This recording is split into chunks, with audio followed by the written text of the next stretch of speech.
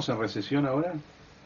La economía está cayendo, probablemente este año caiga alrededor del 2%. Es mucho. Sí, yo diría en auto va a caer 35, 40% y en moto está caído otro 45%. O sea, hay lugares donde siempre, yo hace muchos años cuando era joven enseñaba natación, y yo te enseñaba a gente que no había nadado. Y había una profesora de matemáticas que era muy peticita. Yo normalmente los tiraba al agua donde el agua me llevaba al pecho. Y me decía, mire Ricardo, no se olvide que en el promedio se ahogan los petizos. Ella no quería que la tirara ahí al agua en ese lugar, ¿no? Y yo digo, el promedio te da -2, pero -2 se llega con una caída en la industria automotriz, en electrodomésticos, en motos, de una magnitud extraordinaria, ¿no? Claro. ¿Sirve lo que hizo el Banco Central en el mes de enero y estos meses, trabajar con política monetaria exclusivamente sin tocar la tesorería? A ver, vamos, ¿Qué es lo que va a pasar en los próximos meses? Vamos con cuidado. Lo que veníamos, si no corregían en enero, volábamos en pedazos. Es decir, la corrida en enero fue fenomenal.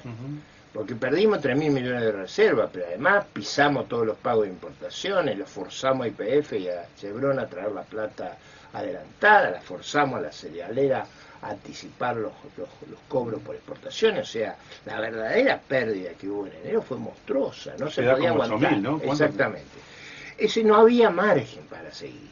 Entonces lo que hicieron fue una corrección que no es menor, que es muy dura en dos sentidos. Muy dura con los jubilados, y muy dura, yo diría, con el nivel de actividad. Si uno quiere preguntarme si era posible evitar la devaluación, yo creo que no. Yo creo que era imposible evitar la devaluación y creo que era imposible evitar la suba de tasa. Yo creo que esa política complementada con políticas expansivas hubiera reequilibrado la economía sin en el nivel de receso que tenemos. Y te voy a dar... ¿Pero a qué le llamás políticas expansivas? A ver, yo diría, liberar, vamos a ser muy precisos. Sí. Si nosotros liberamos la exportación de trigo, sí, eso produce una recuperación brutal de algo que necesitamos imprescindiblemente, aviso ahora que todavía hay tiempo, para el último trimestre de este año. ¿De dónde venían los dólares que tenía Argentina en diciembre, enero, febrero, toda la vida? De las brutales exportaciones de trigo. Ahora, si tú has logrado bajar la exportación de trigo a la producción a la mitad y has eliminado las exportaciones prácticamente, lo mismo ha hecho con la carne, lo mismo ha hecho con la leche, a los precios espectaculares que están estos tres productos, tú ahí te estás generando un efecto innecesariamente recesivo. Ahí tendrías un efecto expansivo.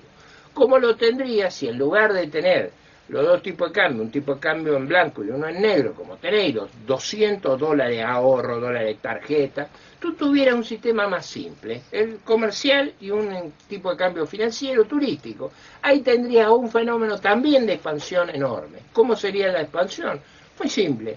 No perderías el turismo receptivo, todo el mundo vendría acá. Hoy vienen los marginales, la gente que trae los dólares en efectivo para evitar los controles. Pero a nosotros el turismo que nos interesa no es el que viene a pagar en efectivo, nos interesa el turismo el que paga con tarjeta, el que hace actividades legales. Eso es lo que más rinde en esta sociedad. Claro, les saldría más barato porque se les estaría reconociendo un tipo de cambio. Bueno, que el verdadero. Tercero, eso facilitaría. Nosotros tenemos un potencial energético importante, nadie sabe cuán importante. Ahora, mucha gente vendría a invertir si no le pidiéramos que pague el impuesto del cepo. El impuesto del cepo, ¿cuál es? Venda menos dólares a 25% menos de lo que vale. Y eso tenés que tener un programa, un curro muy grande para que supere esa barra inicial. Entonces, eso yo creo que también tendría un efecto fuertemente expansivo. O sea, la liberación de exportaciones, la liberación de turismo receptivo, la liberación de inversiones, eso facilitaría enormemente en el área energética, en la construcción, en mucha gente que vendría, vamos a decirlo con franqueza, con la idea que no en el medio la pesadilla se termina. Es decir, habría mucha gente que anticiparía los recursos. Entonces, dado eso, yo creo que hasta este gobierno le favorecería eso, en vez de seguir la estrategia ultra recesiva que estamos siguiendo. Lo que no quiere decir que hay margen para hacer política fiscal y monetaria. La política fiscal y monetaria va a ser necesariamente restrictiva porque estamos a 40% de inflación. Eso no se puede evitar. Lo que sí se puede hacer es que en vez de forzar a la economía a un sobreajuste, darle lugares donde tenga espacio de expansión, genuino, sin usar recursos fiscales.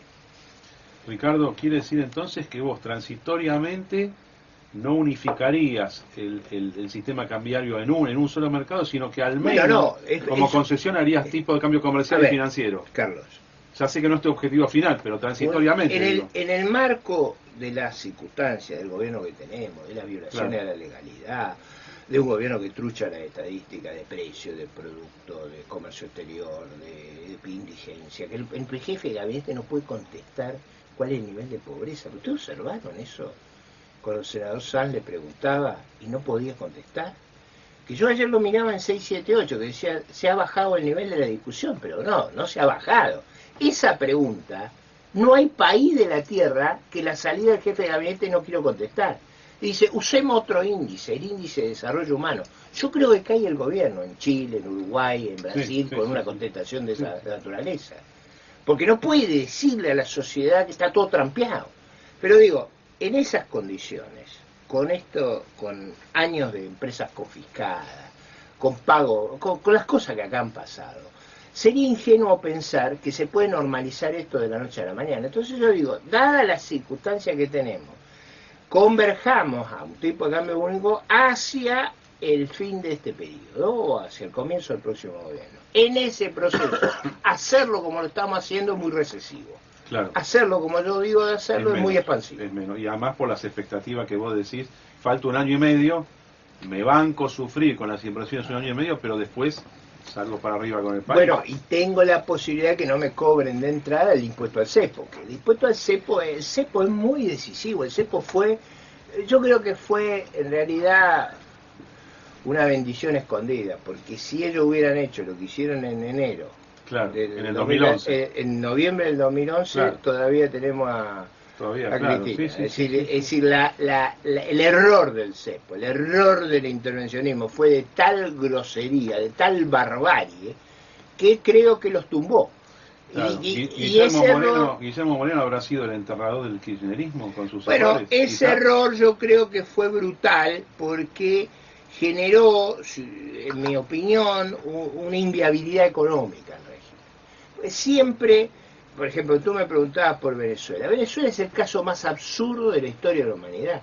Sí. La Venezuela, cada venezolano tiene, además de enormes riquezas, tiene 10.000 barriles de petróleo cada uno, claro, no de recursos, de reserva. Eso es lo que da. Eso da $1.200.000, $1.000.000 por persona.